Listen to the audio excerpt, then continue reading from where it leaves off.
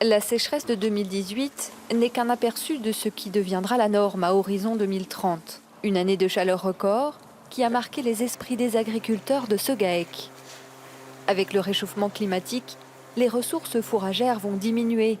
Pour y faire face, ces producteurs de lait à comté ont décidé de s'adapter. On a déjà la chance d'être extensif, hein, donc ça veut dire qu'on a quand même beaucoup de surface par rapport au nombre d'animaux. Dans la ligne de conduite du GAEC, c'est plutôt préféré être autonome en herbe et en fourrage que d'élever plus d'animaux.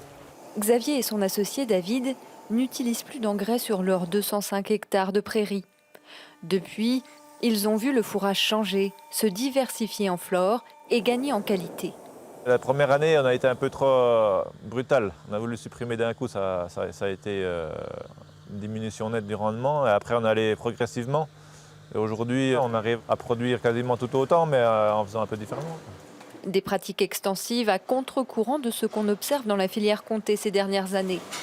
Dans l'AOP, en 5 ans, la production de lait s'est intensifiée. Encouragée par la hausse de la demande, entre 2013 et 2018, les volumes ont augmenté de 24%. Mais traire plus n'est pas synonyme de gagner plus. Mathieu Cassé a travaillé 17 ans pour la Chambre d'agriculture du Doubs. C'est la première fois que cet ingénieur agronome constate une évolution de la production pour un revenu nul. À mon avis, la seule adaptation raisonnable qu'on puisse faire, c'est de reconsidérer ce qu'on a au niveau de la taille des troupeaux et du cheptel et de baisser le nombre d'animaux pour s'adapter à la ressource qui sera moins importante et d'opter pour un scénario plutôt de la décroissance. Pour lui, le temps est au changement. Face aux défis climatiques, les agriculteurs en AOP comté devront faire moins, mais mieux, renoncer à la chimie et limiter leur production pour atteindre l'autonomie alimentaire.